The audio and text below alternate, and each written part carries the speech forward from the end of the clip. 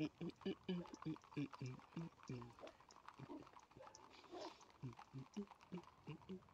right, hello everyone, and welcome back to an Under the Radar. Not that.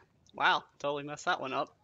Welcome to another Under the Radar, where you'll get more of that as I continue to muddle my way through, hopefully, the rest of this game. So yeah, sorry I had to miss last week. I surprisingly had to work actually late last night, which is weird for me having a 9 to 5 schedule, but today I am back. So I went back through my old video and tried to look at some of the spells that I had learned because last time I went through the College of Magic where it taught me that magic is awful and I hate it. And also a few hopefully useful counter spells that I can use in my fight against the Archmage. But yeah, last time I died horribly, setting me back here. So this time I think I'm going to try to go the other way and see if I can get to the other college. Ultimately, my goal is there are, I think, 4 spells that I need to actually unlock the door to the Archmage, and so I need to figure out what those are. So far, I know that the first one is hot, uh, or fire, I guess, and then that the last one, or the third, nope, not that one, this one.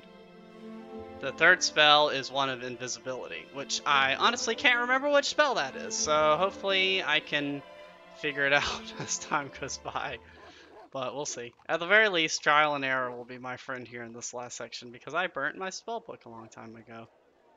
Alright, so this time I'm going to take the alley, even though it's dangerous.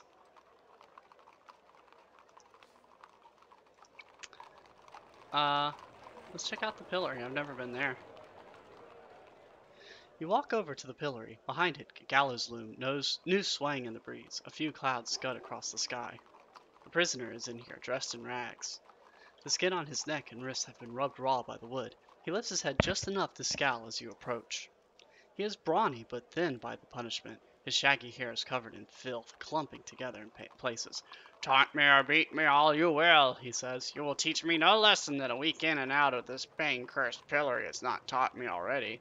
Unless you wish to feed me, be off." He is surprisingly lucid for someone who has spent weeks in the sock. You take a provision from your pack, and he salivates. "Ah, thank you, stranger. I would gladly sell my soul for that, but I hope your price is not so high." "I'll be nice." You feed him a hunk of bread and cheese to the prisoner. He eats with grief born of desperation. "Thank you again," he hisses. "I will remember this. I'm thinking you're a stranger here. No citizen of the fortress would show such kindness." "Is there no kindness in Mompang, you ask?" "There is no free thought in Mompang," he replies. "The Archmage has a finger in every pie around here, including the ones in people's skulls, if you catch my drift." His belly rumbles as he speaks. "Pies," he grows. "Who are you?" "Just a laborer," he says. "No one important. I worked too hard, then complained too much at the tavern, so I ended up here." "What was your crime, you ask?" "Plottin'," he answered simply. "They caught me plottin' against him upstairs." "Plottin' what?" you continue. "I wasn't really plotting anything. I was just saying that maybe it'd be good if he showed his face around here a little, gave us all a bit of pep. But any kind of talk that isn't straight talk is bent talk, that's what they say." He shrugs. "I learnt my lesson. Won't do it again." "Please, stranger, talking like this is tiring." He seems like he might be an ally. "I could free you." "You could? You truly are blessed of your brand." His eyes are open, wide with hope. "But quickly, before someone notices." "Got me some magic." Fortunately, I know this spell by heart. Duh. Ting. Consulting the constellations above, you bind the spell. The spell is formed, but the lock itself refuses to budge. "The lock itself is infused with Minimite blood," the prisoner explains. "Makes it impervious to magic." With a mutter, he adds, "Wish someone had played the bloody Archmage in that stuff as a baby." You bash at the lock with the handle of your sword, but it does nothing. The padlock holds. You tug at the wood, but it's firm. Alright, well, let's try something else. Something that I can use to break the wood, but not actually get noticed. And also not kill this guy, because I don't want to do that.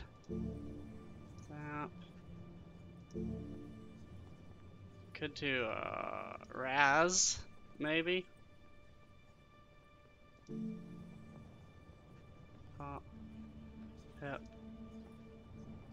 Let's try Raz. See if that works. Using the last of your beeswax, you rub down the blade of your cutlass and weave your enchantment. The blade gleams and glitters as it sharpens itself to a razor's edge. You cut the pillar itself, slicing through the wood around the lock with a whisper. The lock and a chunk of wood falls to the ground. The gleam on your sword edge fades. The prisoner is free. He rubs his wrist and thanks you profusely. You eat some of your provisions, feeling much better for it. You have tarried near the prisoner too long already. He will not be able to tell you any more. With a final nod, you move quickly away, and he rushes off in the opposite direction. You could head out into the square, or cut across the guarded road that heads uphill from here. Yeah, I'm not ready for that. Let's go back over here. Across the trail towards fringes. Let's try the alley.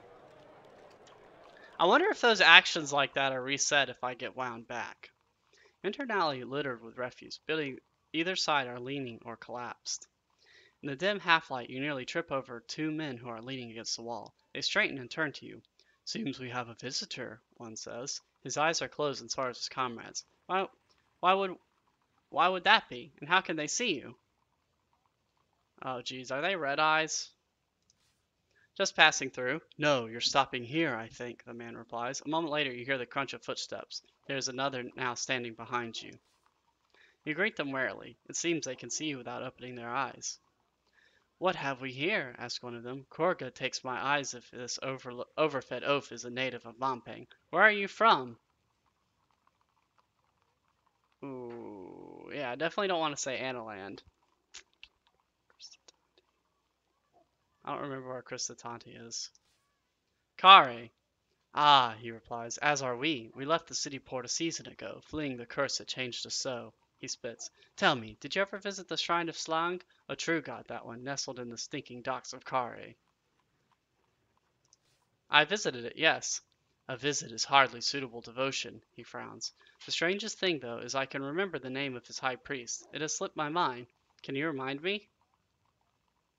"Oh shit, I don't know." "I do not know." He nods. "No one does. I have heard that only Slang knows his name. For what reason, I cannot say." After some forced reminiscence of the city port, they let you pass. You continue along the road. A lane leads off. As the sun climbs towards its zenith, the wind blowing between the buildings picks up a little. Looking down the lane, you see a large tavern, but it appears to be closed at the moment. There is no time to waste. I think I got lucky there, because I'm assuming had I answered that wrong, they would have killed me. But generally, that's how this game goes. If you answer wrong, you die. So, guess I'm used to it at this point. You follow the road to a junction where a collection of nestled, winding alleys lead away. The sun has reached its highest point now. Peering down them hints at a maze of twisting paths and shadowy nooks. There's a small fire here, which a few figures sit glumly around. Alleys are a rat's nest of buildings and winding streets. They seem to go on forever, and yet curve immediately away out of sight. The buildings surrounding you are old and poorly built, in stark contrast to the martial efficiency of the rest of Mompang. Most are sagging and leaning, but you can see shadows moving in the windows. Despite the grim setting, people still live here. Rat scurries over your foot, then stands nearby, boldly staring. The people gathered here have a cluster of tents to one side, along with pats of gear. A small fire burns in a dugout pit, and they sit around it, chanting over a bubbling stew.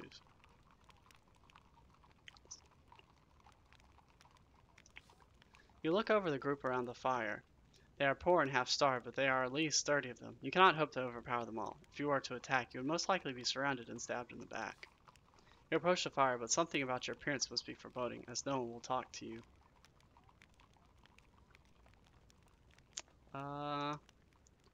Let's see. Is there a way I can temporarily... Because I do want to keep this guard outfit. Is there a way I can... No.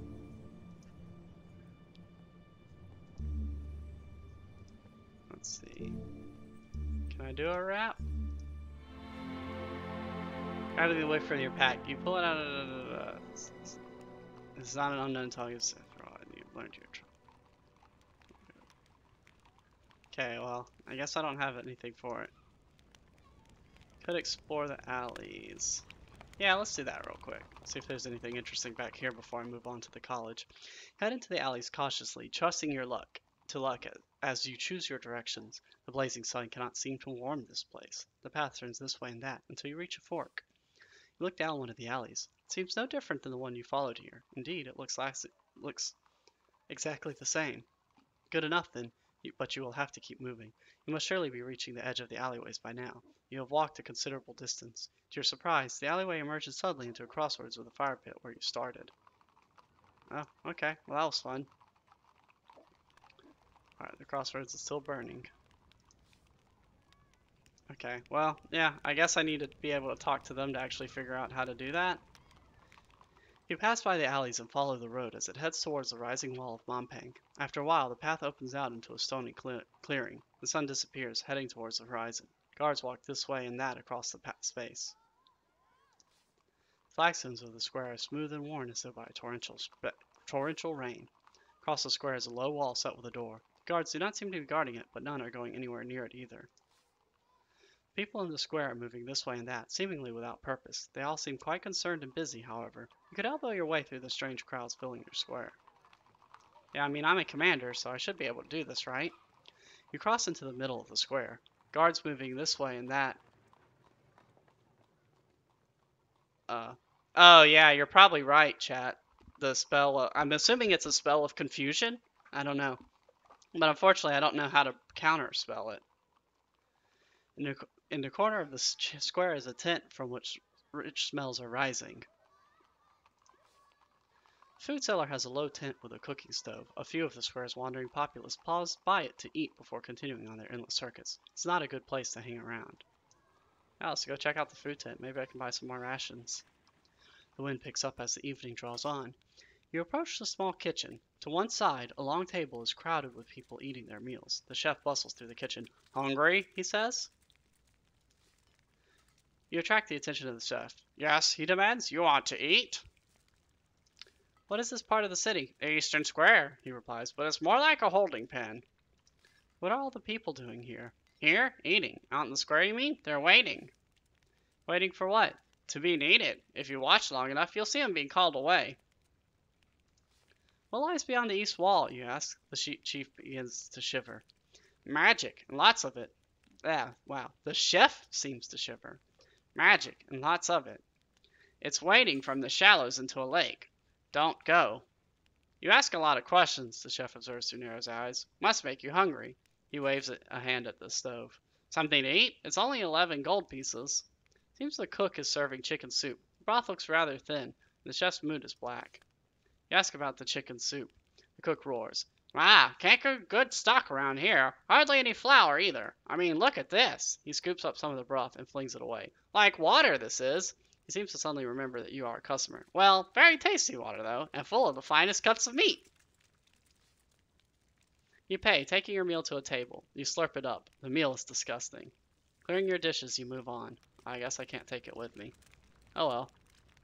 At least I've eaten twice today.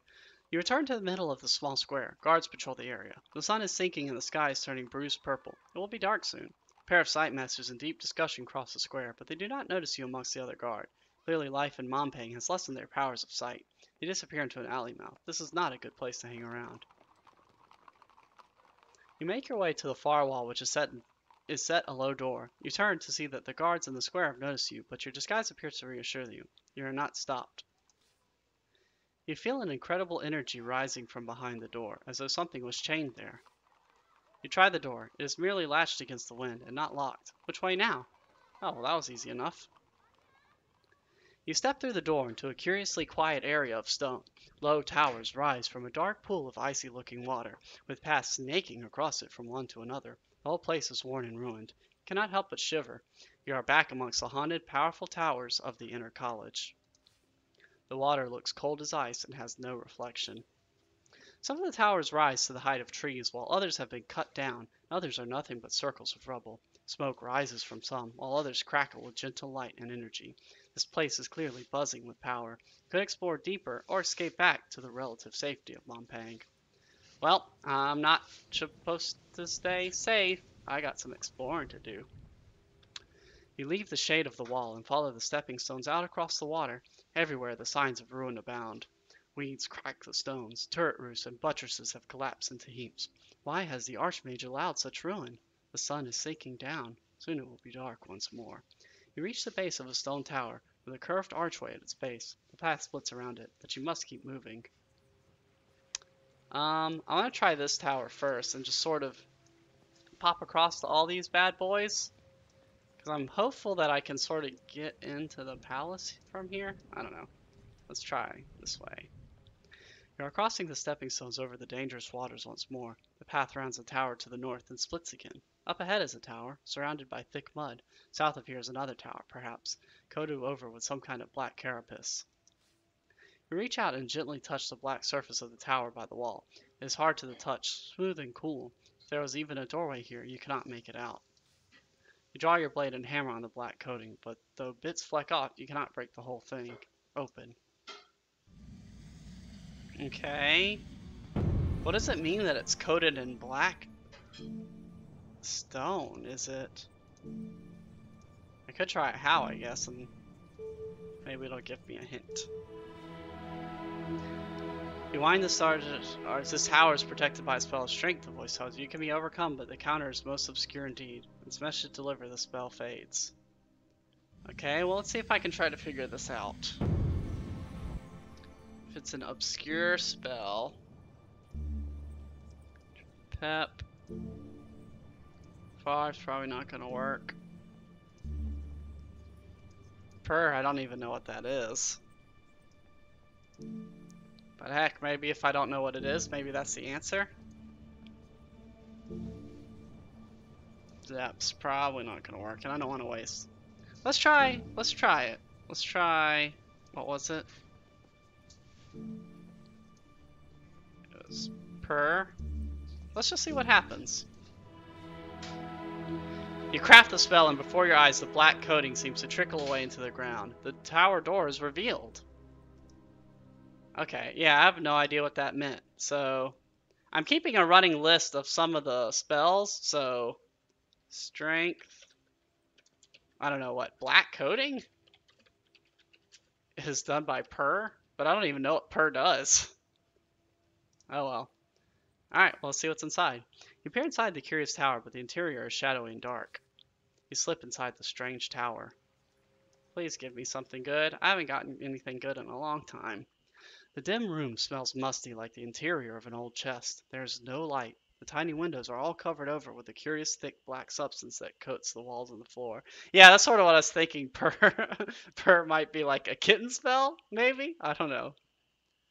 The substance seems to spout in slow globs from an outlet set into a raised block of stone in the middle of the chamber. The positioning of the block is like that on an altar, but the pipe drilled through it reminds you of an alchemical equipment. The thick sludge coming through it does not remind of anything much, however. You run your fingers over the slime on the floor. Mere seconds after leaving the pipe, it is congealed into a glassy layer, cool and smooth like caramelized sugar.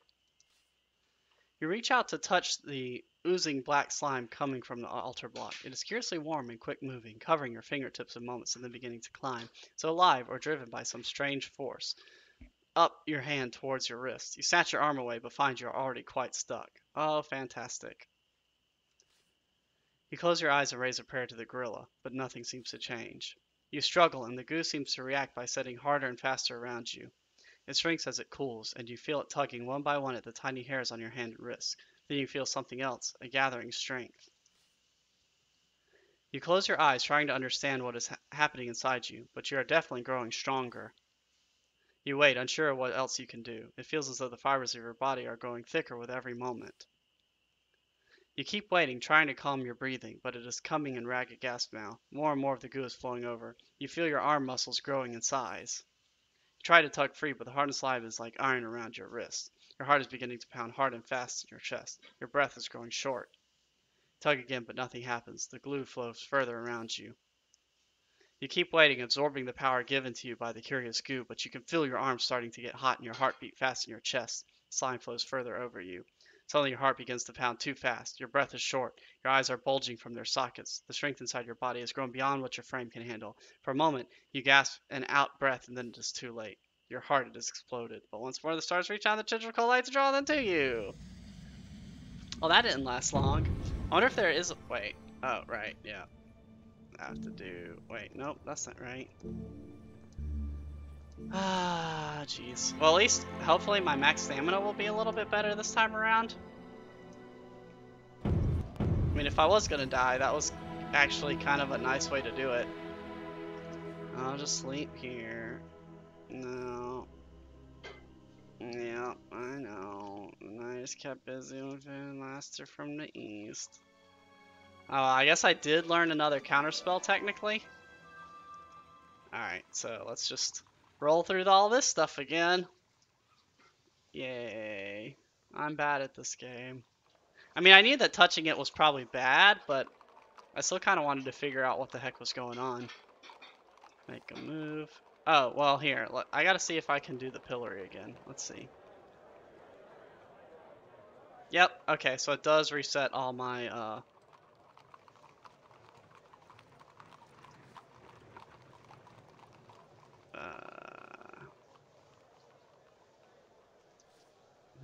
image. Cast a spell. Oh, wait, but I don't... Do I get my beeswax? I don't think I get my items back, so I don't know if I'll be able to do it the same way I did last time.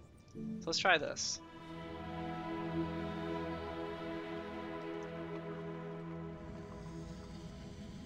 Yeah, because I'm out of beeswax now. That's bad because...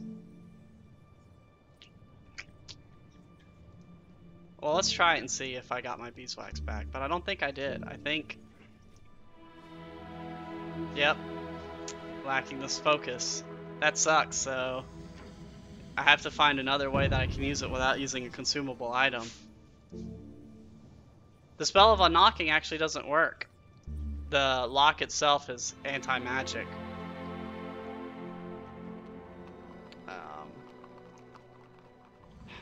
The only thing I can think of is trying a zap.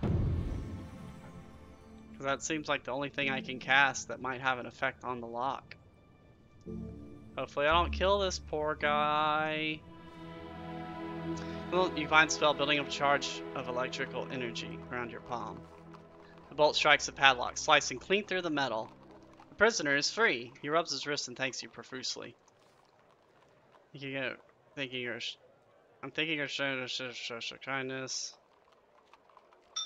Can you tell me anything about the Archmage? He shakes his head. Not much, I'm afraid. I know he's planning something grand, something besides his looming war. But beyond that, it is all rumors. Few in the fortress ever meet him, you understand. How do I get to him? Just what are you planning? Then he half lifts a hand. No, never mind. I'd rather not know. We need to head deeper into the fortress, that is certain. The most direct route is the northern ward over by the barracks, but there are other ways. What other ways? The back alleys would take you there eventually, though. You would need a guide to navigate it. Otherwise, I hear there's a shortcut to get onto the wall around here. That way you can simply walk around most of the guards. Alright, what was your crime? Oh, I should say plotting with who next time. Good luck to you. You need us. Okay.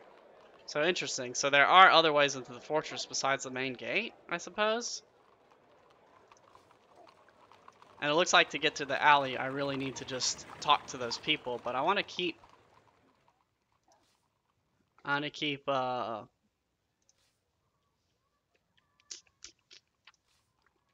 my, dang, I can't think and play at the same time.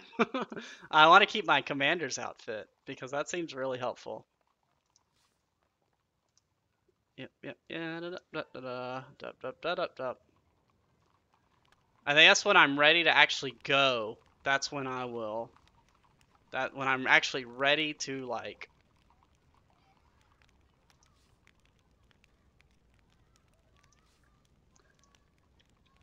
Ready to try to confront the Archmage. That's when I will try to, discard my commander's outfit and go through the alleys. Okay, so let's go ahead and eat because I'm already low on health. Food server. And I need to eat a ration today. Meal. Boop. That is like not really that great though. Square. the door. Look at the door. And try the door. Alright, now where was I? Let's see. I can try any of these towers. I guess I'll just try this top one and just see how it goes. Hopefully I don't get murdered. But let's be honest, we all know I'm going to.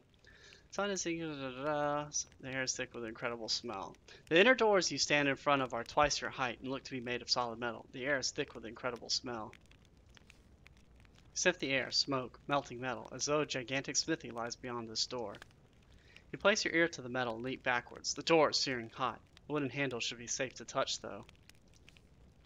As you grasp the handle, you notice it is almost too hot to touch. The doors are very heavy, but you manage enough control to only open them halfway. You spy a roaring flame inside the door. This room must be some kind of furnace. You slip carefully into the room, which is filled with roaring flames. You can't see the source of the blaze, but it is surely a miracle it does not spread to the other buildings of the fortress. The flames seem to show no sign of dying down either. You're already sweating from the heat. While the flames lick through the whole room, you might be able to pick a path through them. You stand at the room's threshold. You look around the chamber. The walls are metal, presumably to protect the rest of the fortress, but they have the effect of making this place into an oven, maybe an exit on the far side, but through the wall of fire it is impossible to say. Okay, so there's got to be some way I can get the flames out of the way. So what would be the counter spell for hot? Zip.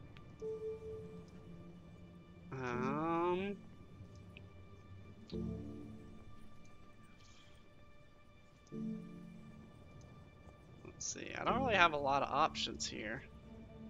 What does zip do? Zip is like speed, right? I don't have the right item though. I was thinking that Huff would probably be a good counter spell for Flame, but it doesn't look like I can cast that. Oh wait, no, maybe I can. Let's try that then. Oh wait, no, I need a horn. Jeez, not having these magical items is really screwing me here.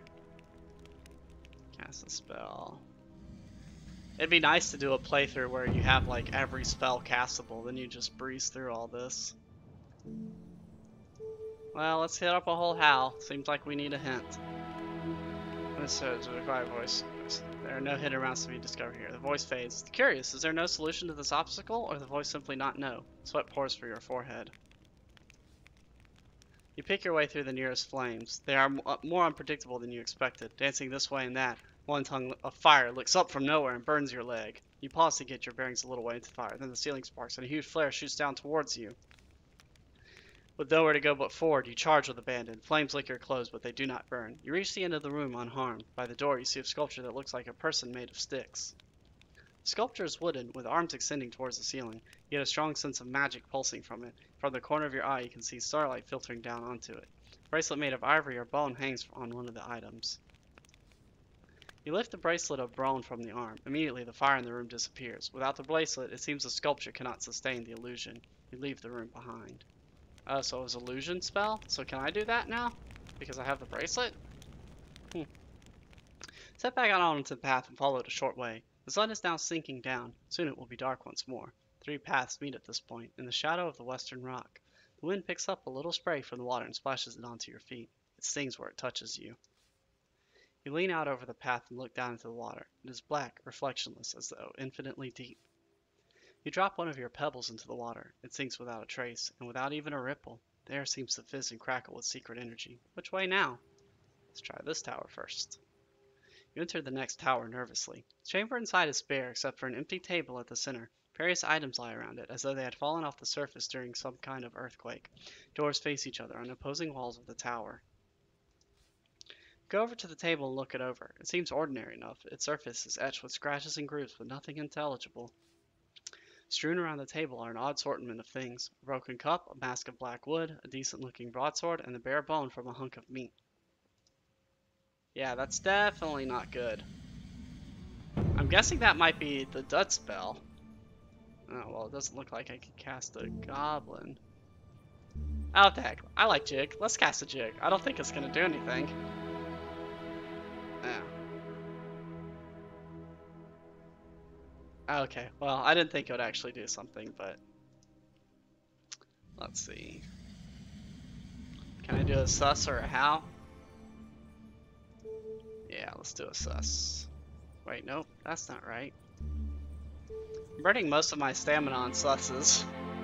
There's no magic here. You informs you. You have countered it. Oh shit. Well, the problem is I don't know what I countered. Well, okay. Well, jig is a counter to something, I guess. But I don't know what it was. Look down. You reach down and pick up the black face mask. So, a counter spell then? So the spell of clumsiness opposes the enchantment of dancing. So what is clumsiness? I can't remember. I don't remember the 3-letter code for that one. But oh well. Yeah, let's just take everything. Make your way to the door, quite satisfied. Hey, I'm actually doing somewhat competently. And oh, because of the black face mask, I can cast a few more spells too, which is nice. So hopefully that'll help me get through the rest of this college. Another night begins. You should try to find a place to sleep. You approach the next weird tower, wondering what you will find this time. The tower is gloomy. You begin to feel a great weight upon your shoulders as you step inside. The interior hardly seems worth describing this place. You look around with a sense of hopelessness. It is in the middle of the space is a skeleton who seems to feel equally heavy and sad. Skeleton seems quite intact, clothes rotten over bones that are in one piece. Maybe whoever it was died of boredom or hunger. You can't fault them for it, really. What would be the point in doing anything else? Briefly, you think back to the full head of hair you used to have before you set out. You sigh. Your whole journey has been a waste of time. Now they call you the Anu Land. Maybe you did destroy Kariami with that tower in the backlands like they said you did.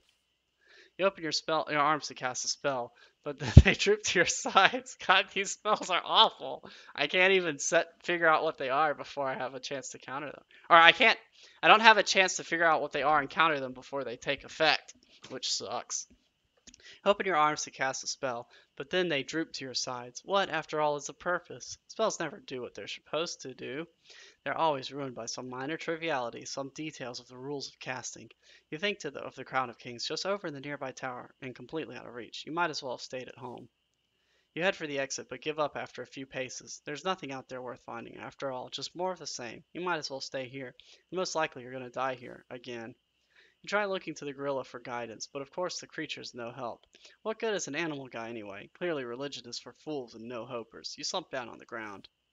You move an inch towards the door. It is only an inch, hardly worth it, but is an inch more than the skeleton has managed, that slack-jawed idiot. You sit down to wait. Someone had better come and help you. You begin to weep uncontrollably. You crawl another inch closer to the door. There's no use denying it. You are closer than you were. You let out a quiet, pathetic groan. You inch another half step across the floor. Your body feels heavy as stone, and your heart is barely beating, as though your limbs are refusing to comply. You continue waiting. Something had better turn up. Another inch, and you are moving out of the eye of whatever spell holds this tower. You find yourself moving a little more now. One more inch, and then you're up on your feet, running, racing out of this hellish tower of nothing, and gasping for breath. Alright, well, I actually want to try that again so I can see if I have a chance to counter it. You make your way across the stone walkway, arching high into the air above the swirling waters that pool below, until you reach the next curious tower. Night is gathering all around you. The tower has no door, just an open arch leading into shadow. Peering through the arch, you make out some kind of yellowish light coming from within. You change your mind. There are other ways through this place. Alright, let's see if I can figure out how to counter the spell. Chamber, you have no desire inside. Unprepared. What items would I do? You look through your pack, but you find all you carry treasure. There's no joy in any of it. Alright, so what can I use to capture sadness? It's gotta be pep, right? But do I not have... I don't think I have the spell to do pep. Oh, balls.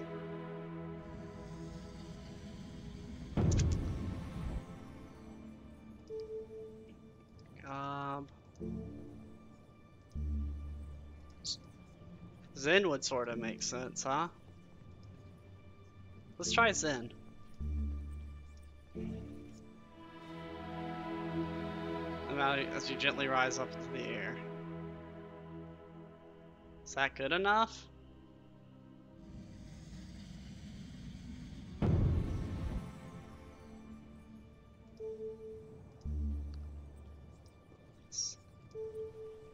What does Sob do?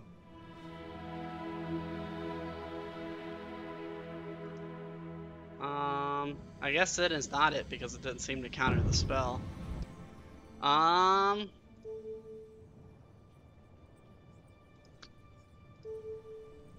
Gob's not gonna work because we already know the counter for that, right? Zen didn't work. Maybe Zip, but I don't think I have the item for that either. Yeah, let's just turn back.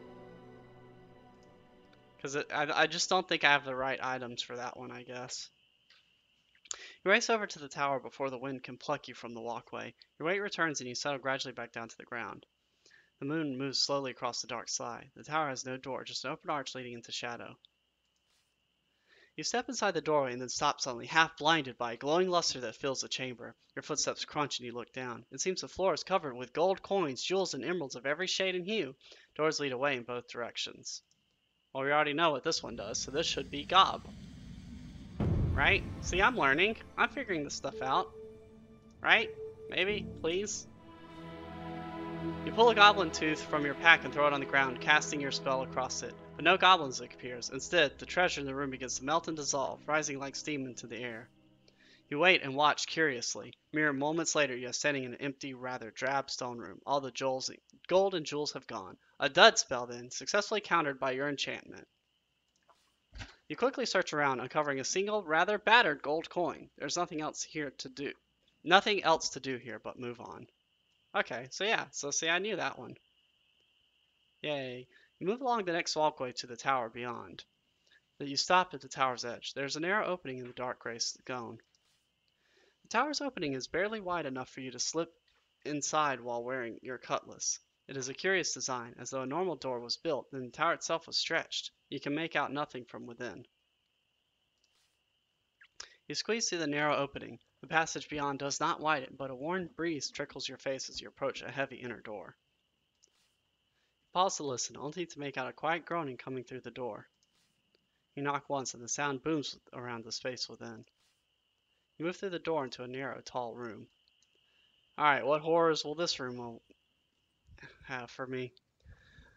The chamber is wider than the doorway suggested, and it is cluttered. Numerous skeletal bodies lie here, scattered around the base of an altar on a raised dais. Overhead, something dark and shadowy looms, indistinct. You turn your gaze upwards. Hung from the ceiling is the half-rotted head of a great whale. The head is suspended by cruel hooks roughly shoved through its flesh. The wounds have turned purple and putrid from time. You turn away. It is a foul sight. Oddly, there is no stench. Surrounded by such decay, your nostrils should be filled, but there is nothing.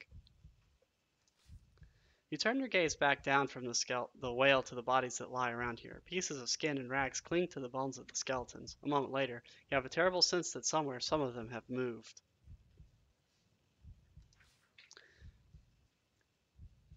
As you step towards the center of the room, another drip of water falls from the dead whale's mouth, splashing into a puddle on the altar. Some of it scatters from the impact, landing on a nearby skeleton. A moment later, the jawbones open, emitting a quiet groan. The skeleton, with only patches of skin left on its face, begins to struggle to try and stand. Oh, Forlong. Oh, interesting. That's a cool point. So Forlong is suggesting that if these towers are symmetrical, then maybe the counterspell is the opposite tower. Oh, but no, Chad. It's sort of that Forlong. That's a great idea, but it doesn't look like it'll be that easy because, like, if you look, there's a cluster of 3 right here, and it doesn't really look like it matches over here because there's 1, then 4, then 2, then 1, or maybe, I don't know. Yeah, see, it doesn't really look like there's any sort of pattern to it, unfortunately. That is a really solid idea, but it doesn't look like it'll be that easy to determine what the counter spells are. That's an interesting idea. I'll have to try to keep in mind. The problem is I don't even really remember what these spells were. But I do know that was the treasure room, right? The goblin room was... Oh, I can't remember. Here, maybe? Yeah, unfortunately, I just can't remember. So I think we're just going to have to go on. I'm going to be a nice guy. Help him up. You reach out to help him up. The jawbones flap as the skeleton begins to talk. What happened? He whispers. It is unclear where the breath comes from. Why am I here? I do not know. The skeleton frowns sadly, then seems to lose interest in you. He looks up at the whale's head and the savage cut along its neck. Ailmon, is that truly you? Another drip falls from above, striking a corpse on the other side of the altar. Its one remaining eye rolls wildly in response, but she lacks a jaw and cannot cry out. The reanimated skeleton staggers back against the altar. He looks around again, then walks off in a random direction. The second skeleton seems fixated on the whale's head now. In the savage room where her jaw should be comes a strange gurgle which might be weeping. You step towards the altar, but the animated skeleton moves quickly to block your way, loosely gripping a rusty sword. You cannot touch the holy place, he whispers. It is for the holy ones alone. I wish to talk to you, you say to the skeleton. The skeleton looks this way and that, though hunting for you. Who is there? He asks, his voice raspy. Who are you? I am a sorcerer, he records. Sorcerers! No, I have dealt with your kind before, and you are treacherous and cruel. The skeleton shakes so hard his bones rattle in their sockets. Bony hands lift to the brow of the skull and clutches, as if desperate in thought. What is that head doing on the ceiling? Ailmon. The skeleton clenches its teeth, perhaps trying to smile. Ailmon is God, the spirit of water. It takes the form of a whale. The whale up there? Of course not. Gods have no single form. How did you come to be here? I remember I was chained to a wagon, forced to walk a long way. The wagon was covered. There was something huge in it. There was a stench, a smell of rotting flesh. What do you remember? I am a priest. I stand at the altar of Ailmon, basking in its mystery. A man came. He blasphemed, and I was angry. I shouted at him, but he was calm. And then he laughed and said our worship is wasted. I remember that. Now, here you are. That's pretty good, chat. Ailmon is a Digimon. That's actually my thought too, because there is actually a Whalemon Digimon. So Ailmon, sort of what made me think. There's actually a new mobile Digimon game that seems pretty interesting, but I don't know. I guess I won't tangent on that too much right now. I gotta figure out this puzzle. And then he laughs. Now you are here. The skeleton begins to ask you a question, but then staggers back as though struck. He falls to the ground dead. You lean down to check him where he has fallen. After a few seconds, another drop of water splashes against him, and he sits up with a howl. Where am I? Once more, the skeleton waves his sword in front of the altar as though he does not remember you. Alright, so let's see if I can... It looks like they're just cycling. Let's see. Can I figure out a way to cast? Let's try... No. Because I was thinking that dumb might be the counter, but it looks like I can't cast dud here. So, what does God even do? Yeah, of course not.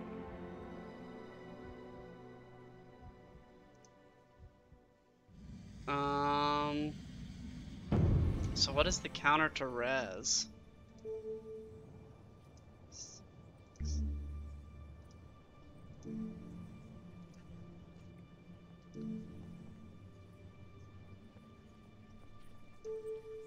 I don't know what DAWs is either. Cast the enchantment and the skeleton's jerky movement slows significantly. It steps towards you, its foot seeming to hover the air. You can easily dodge around it now. Slipping past the slow grasp of the skeleton, you walk up to the altar. Did that actually help, or you stand before the altar?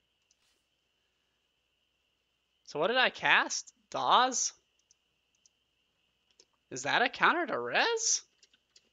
I don't know, I'm confused. I'm not sure if that was actually the counter to the spell, or if it was just appropriate spell choice for the moment.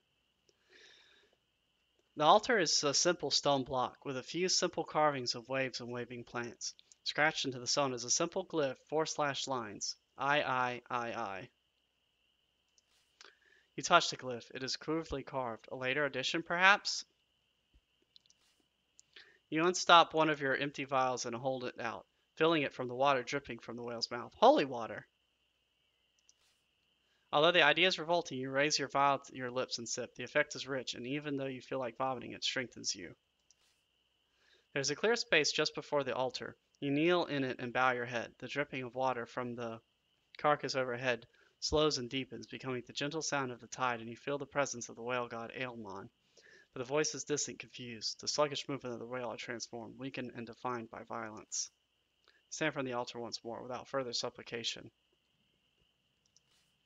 Clamber up onto the altar, the great head now within arm's reach. The slowed skeleton gurgles incoherently, a gasp of horror lengthened and stretched.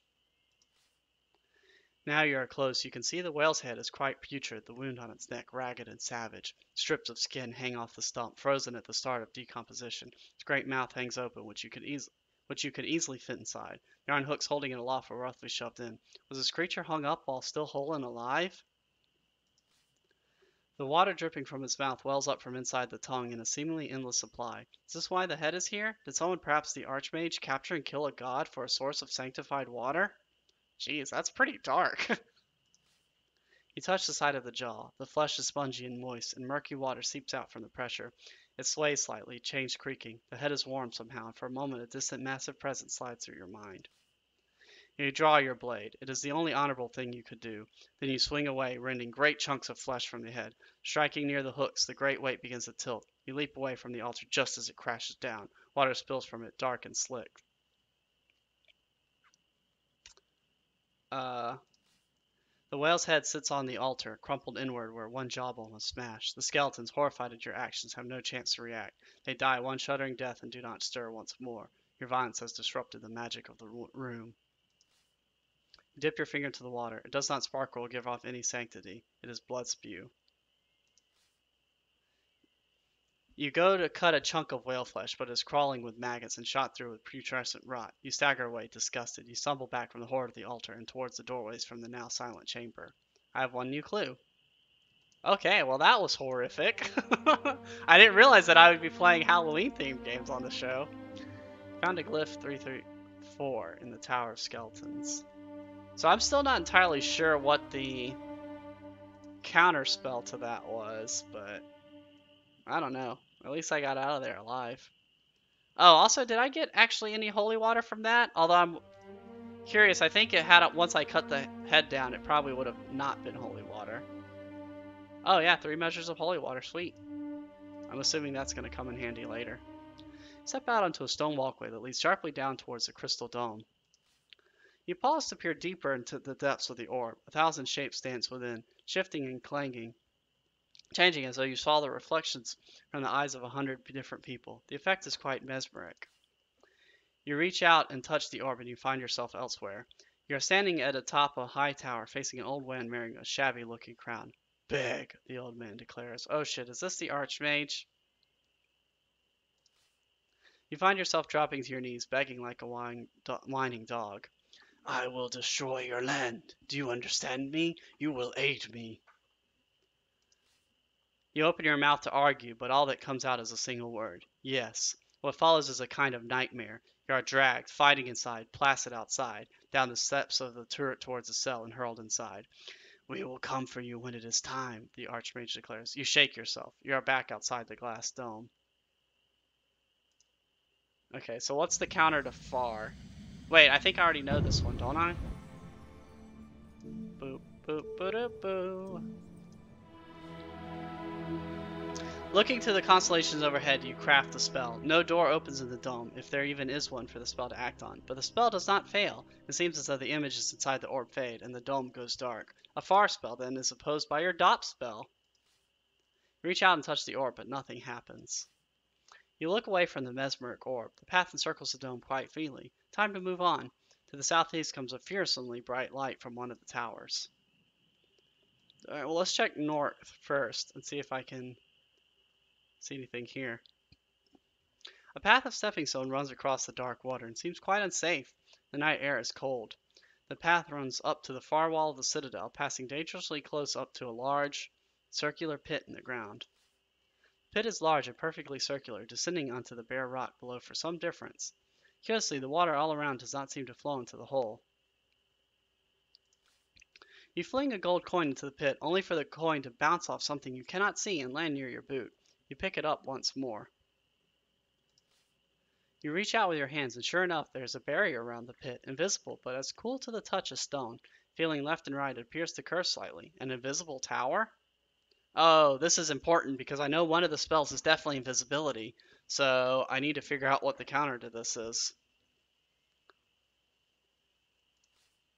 Feel for it and find what feels like a doorway. Well, let's see if I can cast first.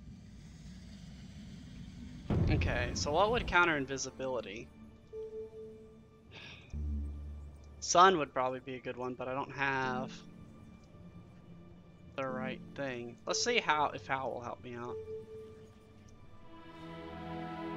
You turn the starlight into light around you. If you're looking for the door, you might need to counteract the spell in this place. Oh, really? Great, thanks.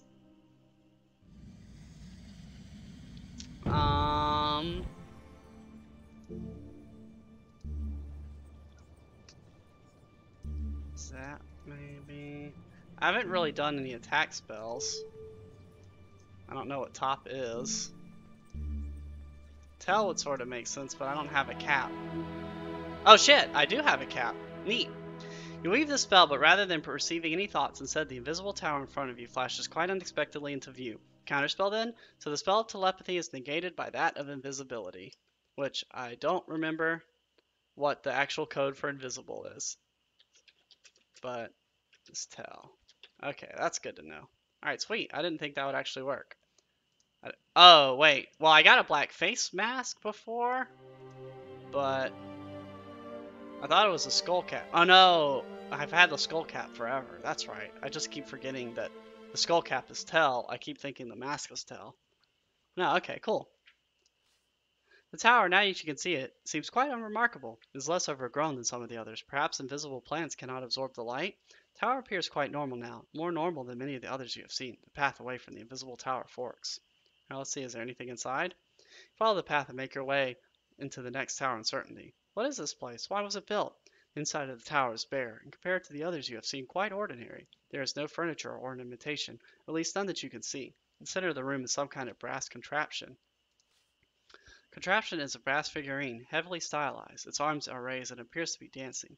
Glittering from one upraised finger is a ring. You slip the ring from the contraption. It is a pearl ring that seems quite valuable. A good find. You slip the pearl ring back on the contraption. The tower begins to shimmer into visibility once more, leaving you standing over a seemingly infinite deep space. Not a gap below triggers a primordial feeler in your outside before you calm yourself. Okay. Well, I guess that means that the ring is what I need to go invisible. So let's try that again.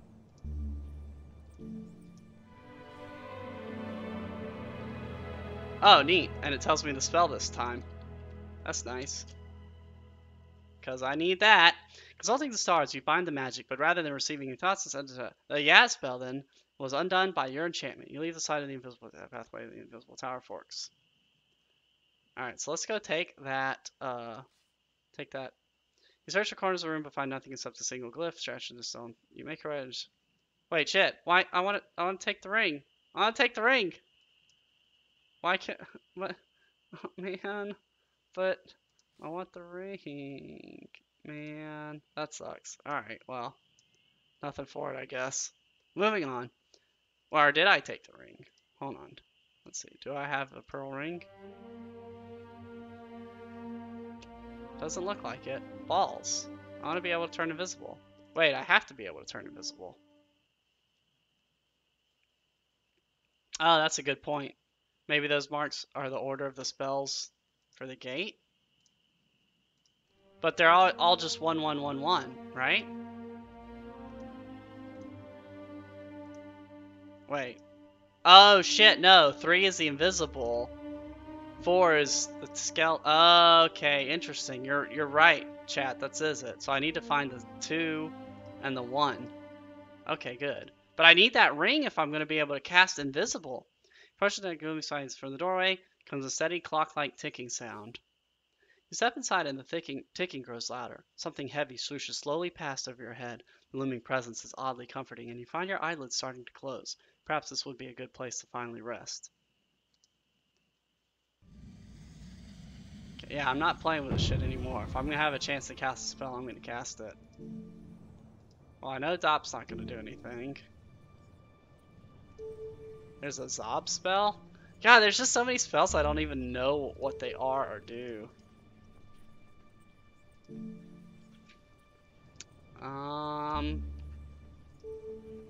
Still don't know what that means. heck? Problem is, I don't even know what I'm counterspelling. Tilt your head to look up and your eyelids begin to roll themselves closed. For a moment before they shut, you catch sight of enormous brass weight sinking past overhead. Pendulum overhead ticks another talk. A great weight settles around your body. Okay, so this is a tired spell.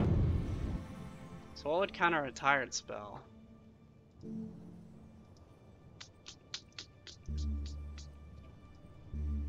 Yeah. Pulling out the green wig, you put it on to cast a spell, but it seems there are no creatures to talk to, so the spell has no effect. You cannot keep your eyes open. You lie down where you stand in the middle of the floor and are quickly asleep. Through it all, you feel the heat of aniline burning should your quest fail. Tower of Sleep. While significant called about two new Archmage remains unaware of you. Eventually, your eyes open once more. Several hours have passed. Hey, I got a pretty good night rest in the Tower of Sleep, though. Ironically, and I'm not dead. No, I want the Z. Ah, shoot. What counters sleep? Gak, maybe? No. If you cast a spell. I don't. Oh, hey, it's the train again. Train time, yay! Woo! Celebrate. Still need to figure out something fun to do when the train comes, but I honestly can't really think of anything. If you have any suggestions, let me know.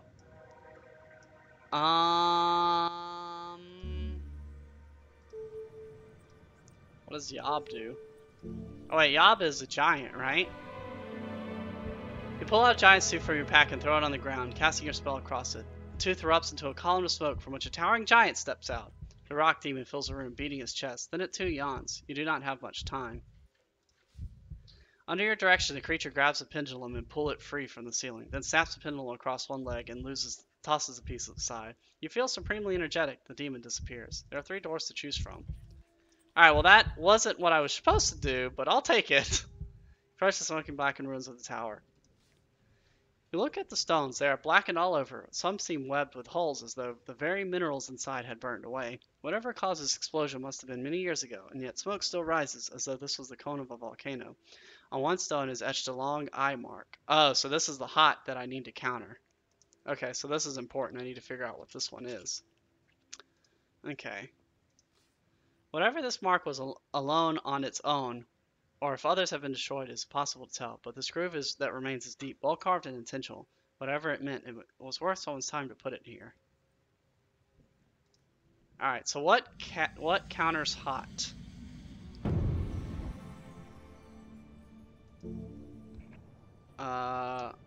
We already know far counters stop. We already know gob counters dud. So Doc, I don't think I can cast. Can I cast Sob? Okay.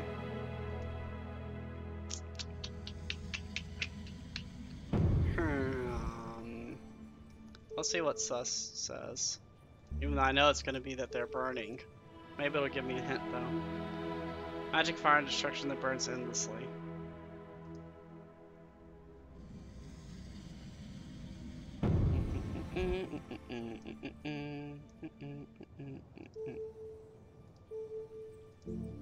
Did I try Sob already? Alright, I don't have the items for Sob. I tried Doc, but I don't have the items for Doc either.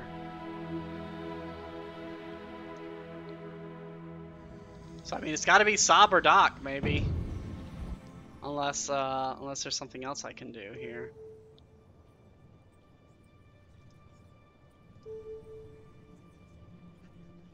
That's just gonna waste my goblin. Okay, we'll see. Is that all the possibilities I've got? I've got Gob. I've got Doc. I can't cast Doc. I can try Far, but that ain't gonna do shit. I guess I can at least see what the spell is. Settle into a sitting position around the ground and take out the orb of crystal. Reaching up to the constant creature, suddenly you find yourself somewhere quiet. See yourself casting a spell across a small purple vial and pouring the vial out. Hot smoke cools and the vision fades. Okay, so hot is counter to Doc, but I can't. Oh, that's an interesting. Maybe you could go to the guy with the twin heads on the left college and get him to imagine the items you need into existence. That's actually a very smart idea for long. Uh, but I do know because of the far, I do know that hot is counter to dock, so I need to find some way that I can cast dock if I'm going to get through the door.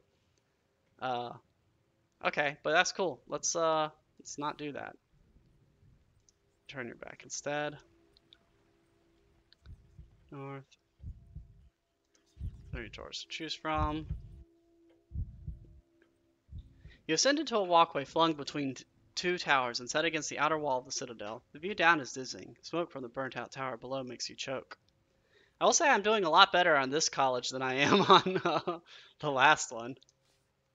You look around at the sprawling towers that fill this region of the citadel. They all appear ancient, featureless, but they are in excellent repair. Some power is holding their dark stones together. You make your way carefully across the bridge.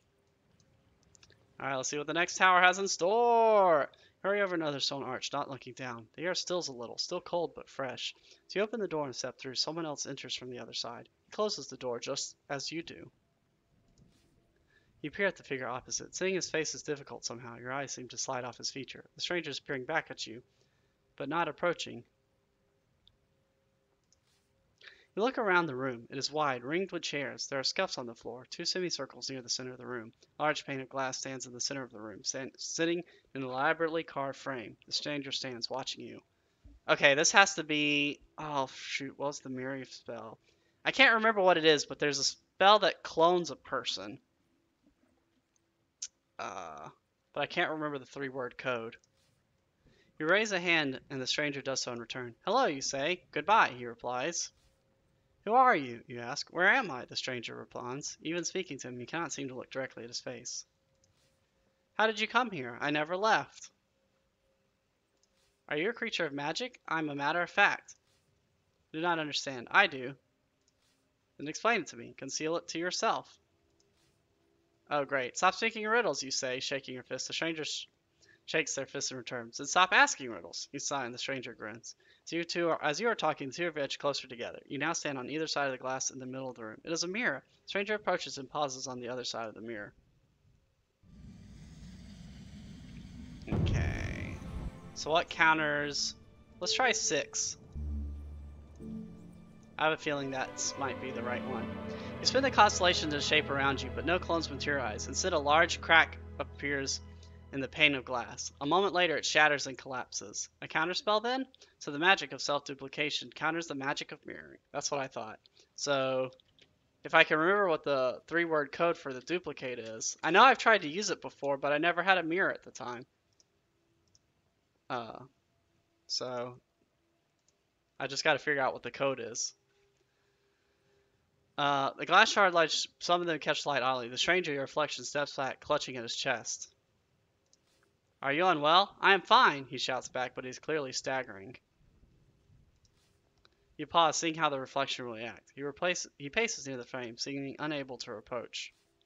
You bell out a challenge, declaring that you will settle your differences in combat. There is no response. Inside, the reflection plants his feet in front of the far door, waiting with impassive expression. You step through the empty frame, glass crunching under your boots.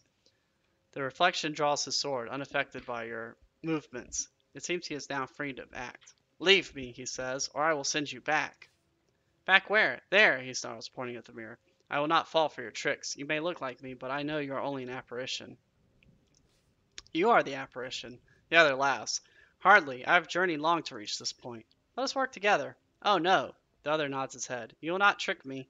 And with that, he turns and races from the room. A moment later, all goes black and you find yourself outside. You sheath your blade outside the tower, glad to be away from the mirror demon. That was fun.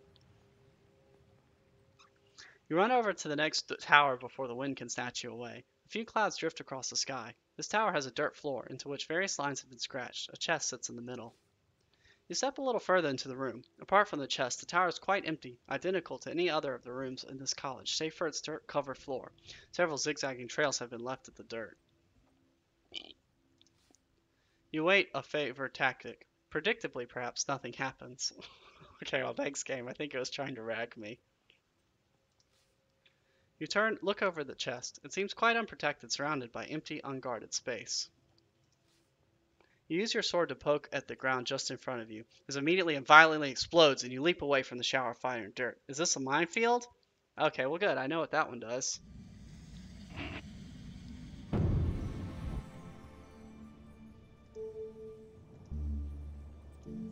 Yeah, that's the nice thing, I guess, is as you learn more about magic, the college is easier.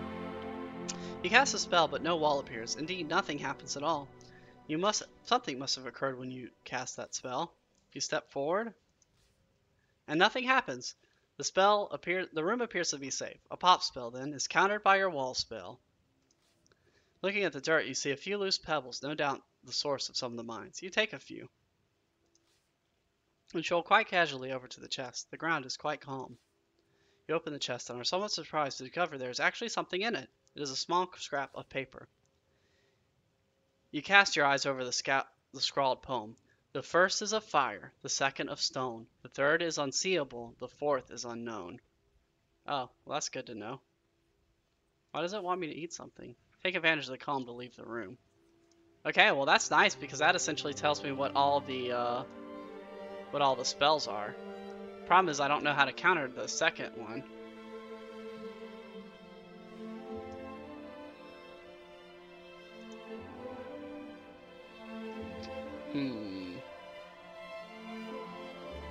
Or I guess I don't really know how to counter. I don't really know how to cast invisibility either, which is a problem.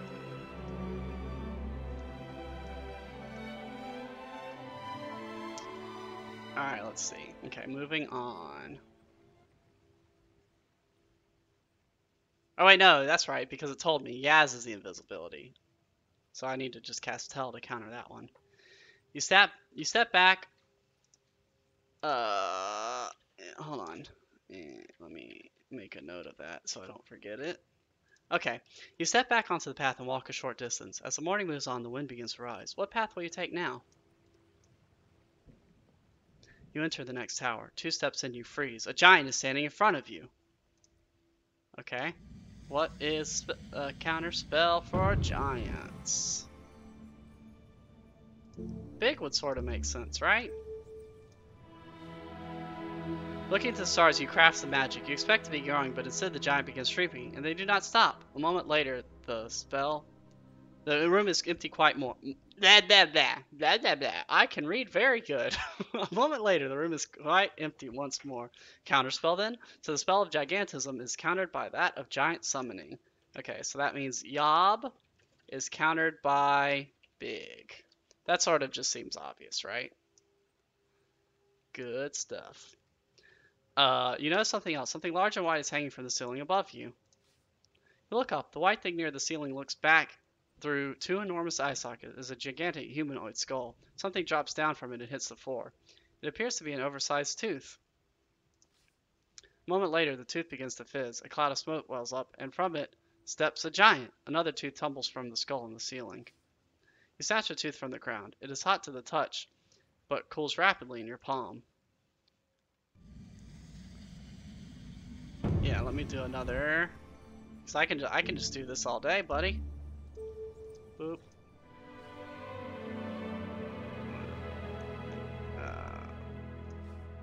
But at least the room is quiet and you're free to cross. Cross the empty chamber unimpeded. You return to the path and make your way along it. As the sun climbs the sky, the winds rise. You pause, enjoying the open air outside the tower, and take a moment to count your collection of giant teeth. You now have 3. Very air around you seems steady and mean. What route will you choose?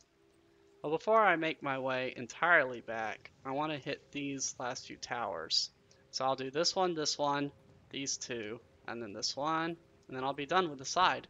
And actually not totally screwed, hopefully. You stand outside a tower, paths snaking this way and that around you. Overhead to the west, a high walkway flies overhead.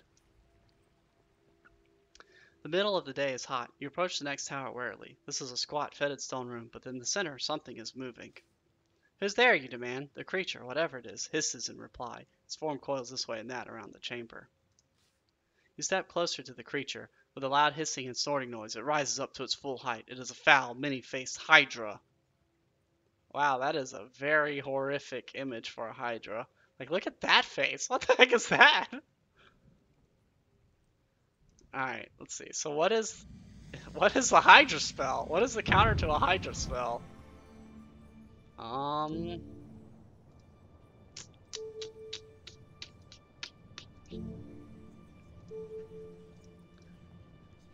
let's try rock. Because I need to figure out what that spell is. You weave the enchantment, tossing out your handful of stone dust. You toss the stone dust over the Hydra, and the spell takes hold. The creature turns to gray stone. The counter for Hydra is Captain America. Man, chat, you're on fire tonight. So I don't know if the rock is actually the counter to Hydra, and I also don't know if Hydra is a spell.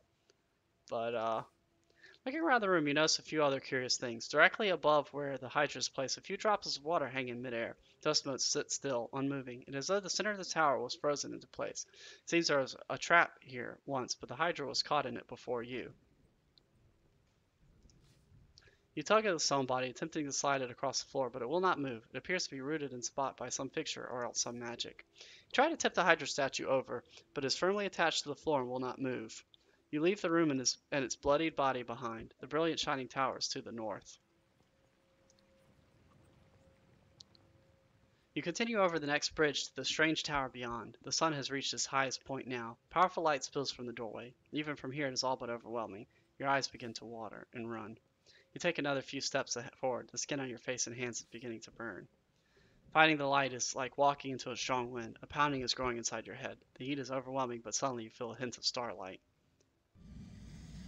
Okay, so this has to be dim, right? No. Okay. Zip. So what is the counter for sun? Zap. Nap? Wait, no, that actually kind of makes sense. Let's try nap. You complete and cast a spell, but without the right item. Oh no. Cast a spell. Dang, I might die soon.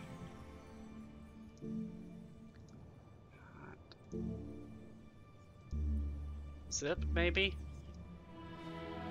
Nope. Nope. Let's turn back. Okay, so yeah, I didn't do so hot on that one. Wait, shit. Hydra's still here. How is surprised that this any face Hydra? Shit, I thought I killed it.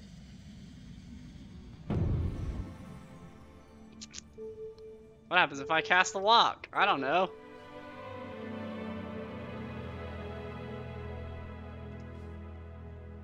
They seem to fight for dominance over the body. Greetings, creature. It seems it cannot talk. So walk didn't do it.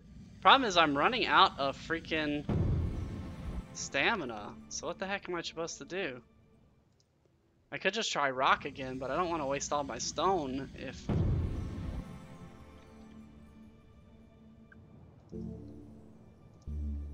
I can't do a Raz.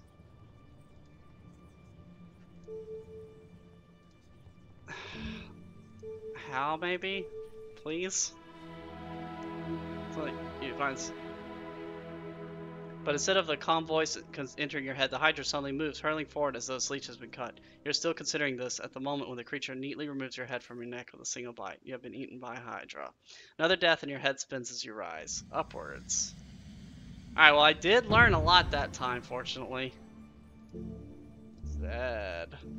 You know what? Honestly, I think I'm just gonna try going to the Archmage because I'm tired of getting murdered. Lost another point of mana. Sleep here. Eat something. You feel try to not to think about what comes in and get it comfortable and rest. Alright, let's just do it. I'm tired of this. I am ready. I'm ready to go. Let's go see if I can kill an Archmage. Boop. And if this fails, I guess I'll go back to the colleges, but ultimately I am ready. I'm willing. And I'm probably gonna die. Okay, let's try to free this guy again. Offer to free him. Okay. Cast a spell.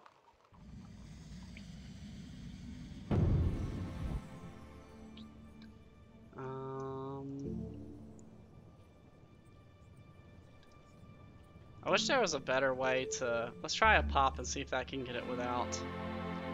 Let's put the stone in the padlock. Okay, good. You place it under the... Wait, no, that's bad. You place it just under the padlock and it explodes, but you didn't count on how forceful the explosion would be. Shrapnel flies everywhere as the rock explodes. A piece as long as your thumb embeds itself into your arm, but most of it hits the prisoner. He cries out in pain and fear and throws off the now unlocked pillory.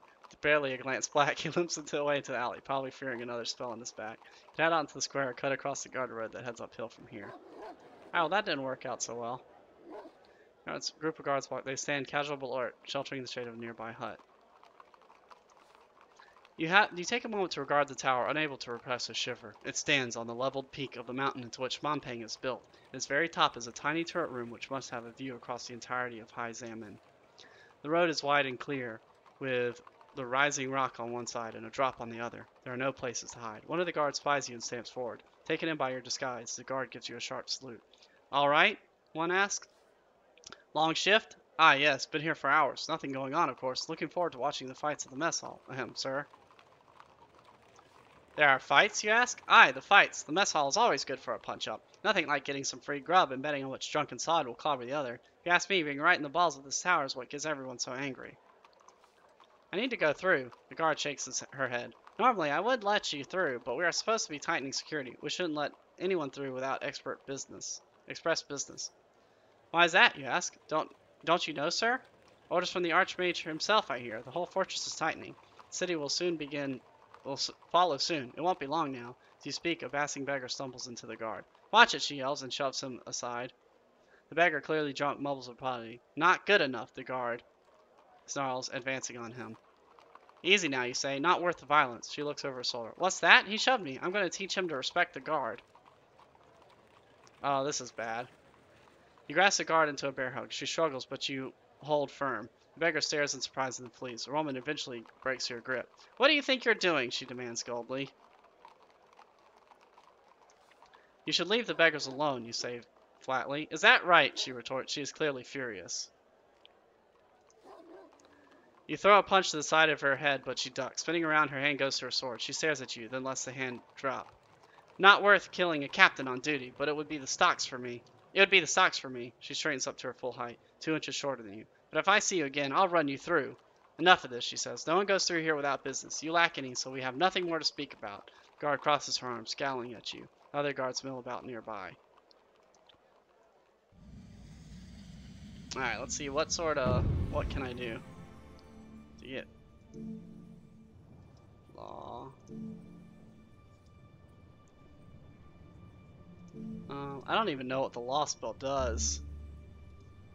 There's so many, it's like, I thought I knew magic, but apparently I don't. Let's try dim. That seems like a good one. And also probably one of the only ones I actually recognize here. I wish I had my spell book. You wind the stars in order around you, and the guard's eyelids flutter and seem to droop. Step aside, you insist. I can't, she replies. You can tell she is less than certain. You need to sleep. You're right, the guard agrees. You move along now. She waves you up the path. You continue climbing up the north road. You cast a glance backwards. No one is following you or paying you any attention. The road curves around a spur of black rock, rising towards a walled encampment. A few narrow windows overlook the path, and for a moment you catch the beady eye of a birdman watching you climb. You keep climbing. There is no turning back. The road ends in a small wooden door built into a wooden palisade. The door appears unguarded. You tug on the door. It is locked.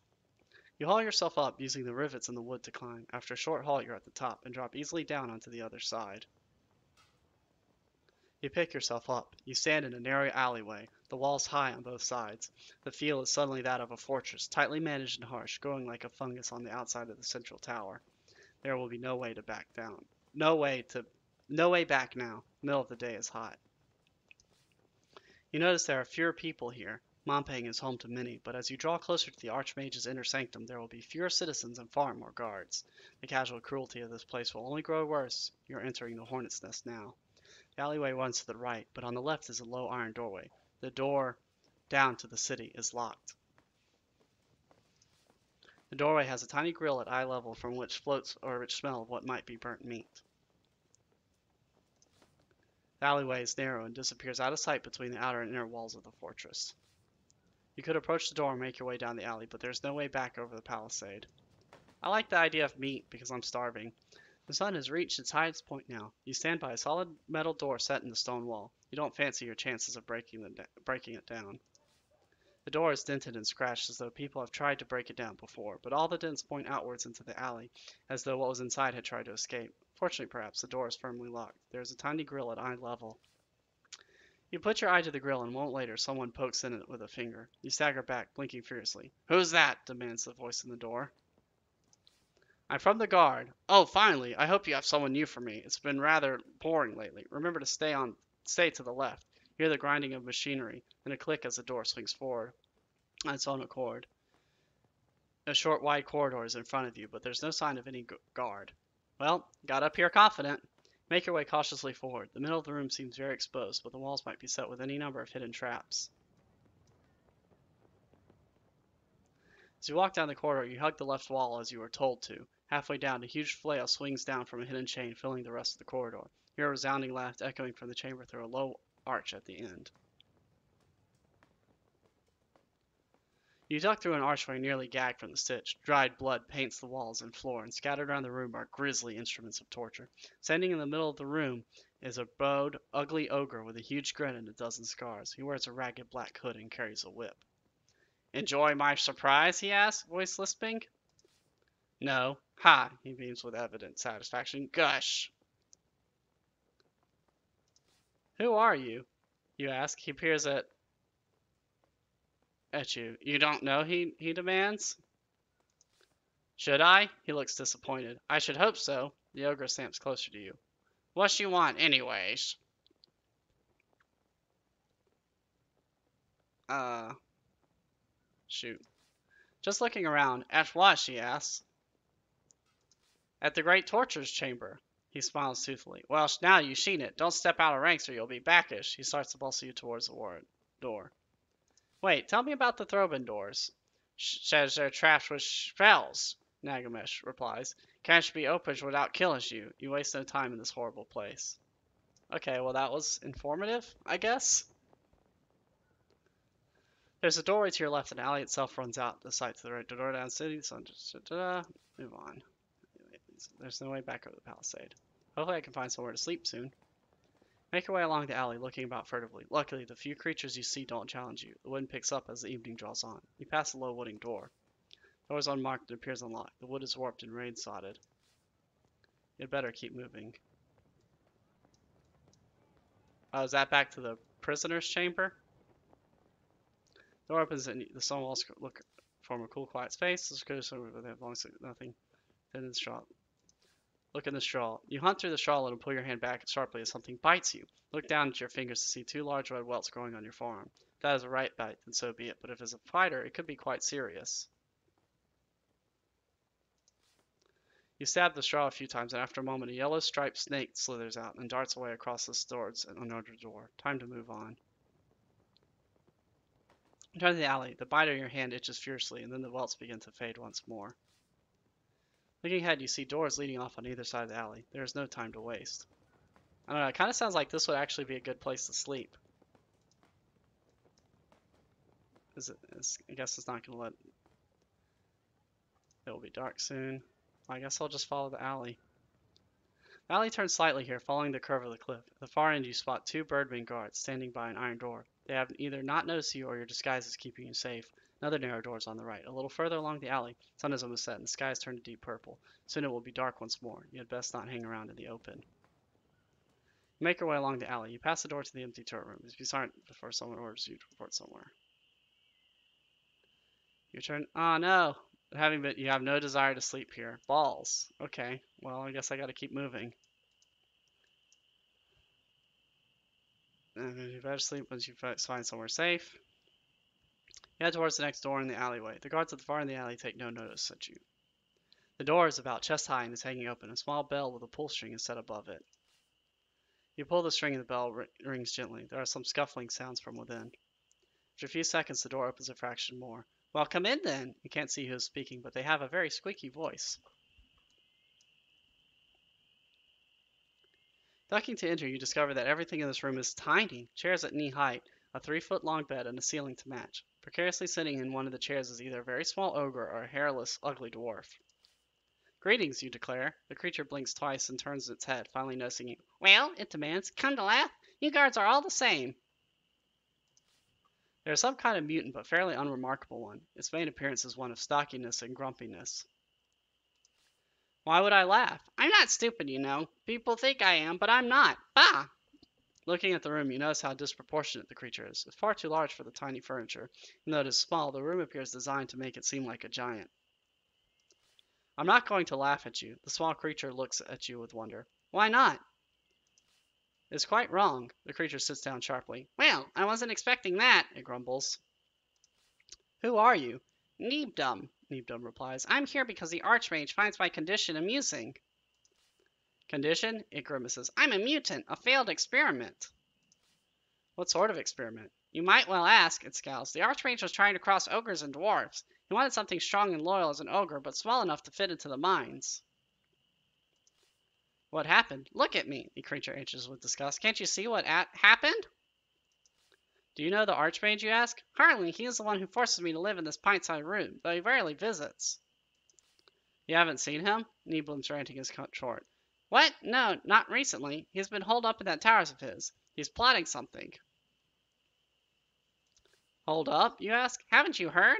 He's all worried about something. A guard told me that he looked into the future and saw his own doom.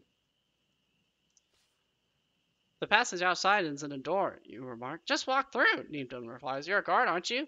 Thanks for the chat, Neebdom says. I don't get to talk to many people these days. It stays in its chair, smiling ever so slightly. Okay, well, I didn't really learn anything good there. You're in the alley once more. You're nearing the end of the alleyway and the garden iron door. Another rather narrow door is nearby. Leaning over to press your ear against the narrow door, you hear high-pitched murmurs through the old wood. You peer through a crack in the door. You see a low table scattered with feathers. You try and shift your view, but there isn't much more to see. Definitely feathers. Moving quickly, you slip inside the door. You nod at the guard at the end of the passage and swing open the door. The chamber you enter is rough, as though carved from a spur of rock. The ceiling is open to the stars, but as you enter, 3 birdmen look up from their dice game, staring at you intently. You're reminded of an Analand phrase, hiding from snaticats in a strangle bush. Greetings, the birdmen continue to stare, dumbfounded. You take a step forward. Are your mothers well? The atmosphere changes in an instant. One of the great birds sucks in her breath. Who are you? She hisses. Why did you ask us that? I'm curious. The stalking one laughs. No one is curious about a birdman's mother. Or anyone else's, for that matter. The birdman leans forward to stare you down, her hand on your sword. Why are you here? It's a password, isn't it? Some kind of code. They look at each other.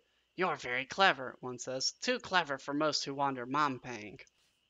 You wait, holding your breath. They stand up, and then they bow. We are no ordinary birdmen, the stocky one says. My name is Pewit. This is Zetra and Fellwhip. We are the Samaritans of Shin. It is a pleasure to meet the Analander. Samaritans? We are a group of birdmen dedicated to overthrowing the Archmage. Arch has been a very long road. Why do you hate the Archmage? Because our people are not free, Pewit snouts. Zetra glares at him and he quiets. We might dance in the skies, we might be poets, philosophers, musicians, but the Archmage keeps us as mere buttes. What can you tell me about the Citadel, you ask? It is a terrible place, the birdman replies sadly, but the people themselves are not terrible. There is hope in every heart, only it has been buried a long time. Pewit clasps your hand and smiles broadly. But you are the one we have been waiting for. Come, we will help you. How can you help me? How else? We'll take you to him. How? Pewit laughs and rustles his feathers. How do you suppose? We'll go up. Creature stretches its wings and half flaps, half leaps onto a crossbeam below the open roof. Will you come with me? He lowers his claws for you to stand beneath. Let's do it! I ain't got time. Ain't got time. You place your shoulders beneath his claws and close your eyes, waiting for the talons to sink into your flesh. And they do, but with staggering delicacy, lifting you like a fragile petal through the hole in the ceiling and into the air. There's nothing to do but hold on tight to the creature's legs and pray. All right, everybody, this may be it. Oh boy, I wasn't expecting to just like jump up forward, but here we go. I am so dead. I am so super duper dead. It's funny, I did all that work with a sorcery and I didn't even need to do the counter spells, or at least not yet. The birdman slowly lowers you near a stained glass window. Below you is nothing but an infinite drop. This will take you straight to him, the creature calls. Finish him! Thank you, you call. The creature laughs. Don't thank me yet, it replies before rising and then falling to smash you bodily into the glass. You land inside the tower in a rain of shards. With a wheeling cry, the birdman circles the turret once, then flies away. You pick yourself to your feet and brush off the shards of broken glass. This is the top of the highest tower in Zaman. This is the great garret of the Archmage himself. You are mere footsteps from your goal. Looking out the window, you see a dizzying drop down to the citadel below. You take a deep breath and ready yourself. Then you reach out and try the handle of the door. It turns. The door is not enchanted nor cursed. It is not even locked. After so many miles, so much hardship and pain, the final door is well weighted and requires nothing more than the gentlest pushes to swing open. Oh fuck, I don't know if I'm ready for this. I basically skipped the entire tower section, which I'm guessing might give me clues into defeating him, but... Alright, here goes nothing. I'm probably gonna die. You climb the stairs to the garret. It is a tiny stone room, the walls plastered with astrological charts, some ancient and some so fresh that their ink still gleams. In the center of the space is a desk, and sitting behind the desk is a wizened old man with long shocks of black hair. He holds a quill pen and looks up curiously as you enter. Yes? Yes, can I help you? I am the Analander, you declare, and I have come to take back what is ours. The man looks back at you sadly, silent for a moment. Doubt begins to creep into your heart. Can this truly be the cruel Archmage of High Zaman? He seems tired, even shy. I see you have traveled a long way, he remarks. You must be tired. Please sit. We may talk as equals for a moment. He gestures to a chair. Cautiously, you move towards the seat indicated. It seems like ordinary wood on an ordinary patch of flagstone floor. You sit down. The Archmage relaxes a little and risks a small smile. There. Better. Now I don't have to crane my neck to look at you. Reaching across his desk, he lifts the stopper on a decanter and pours out 2 glasses of thick red wine. He pushes one across the tabletop to you. The Archmage watches with some approval as you sip. The wine is heavy, dark, and potent. So, he says, sipping once more and wiping the stain from his lips, you are here for the crown, I believe? You take another sip, waiting for him to continue. The Archmage nods. He seems to be chewing something over. Do you know, Analander, what it is the crown does? Do you understand its power? The crown controls the will of others. Precisely, but perhaps you have not quite understood the depth of that. The crown is a grimalkin, a construction for the channeling of starlight into magic. It is set with jewels of gold and lined with a ring of bone and covers the wearer's skull and cloth. It generates spells of both illusion, worship, and mental insight.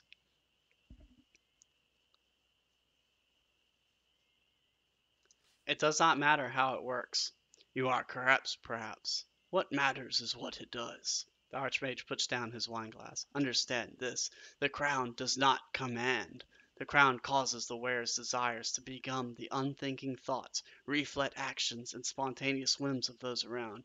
It occupies the free will itself. Free will? Or whatever you would call it. The inner voice. The part inside that is inspired. The part that dreams. The part that invents anew. That is the part the crown takes. Those under its command cannot know themselves to be controlled, and nor could anyone else. It cannot be resisted. The crown of kings shapes people the way the aeons shape the course of the river. Why are you telling me this? His reply is strangely gentle. I am trying to make you understand something which will be most difficult to understand. And I mean you no offense by that. You are intelligent enough, but I fear you have a shock in store. He pauses for a moment, his eyes filled with a strange sadness. You have come a long way for this crown. I see that. You think me evil, a tyrant. But I am none of those things.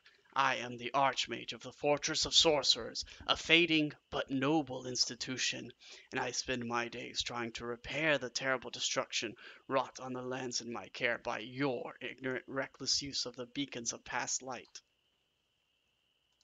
You placed those beacons yourself. I did, and left untouched that would they would have protected the land for 10,000 years. Did you not notice the towers were all sealed? Past light burns with the power of the sun. It may be filtered, measured, but you opened every beacon wide and threw them over my land, over my people. He bangs the desk as he speaks, almost shouting. There is a tear in the corner of the eye. There was no other way, you reply coldly. No other way to come here, because of your precious quest. Tell that to the people of Kariyama, of Tinpang. His cracked voice quivers with rage. I have done what is necessary, all in pursuit of the crown you believe is here. Analander, I do not have the crown, and I never did. You stare him in the eyes. You stare at him. He gives every appearance of honesty.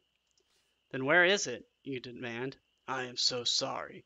I know how hard it will be to accept what has been done to you, but can you not, on some level, feel it? Do you not sense that you are not in control of yourself? What are you talking about? You have been under the spell for some time. I can imagine how it began.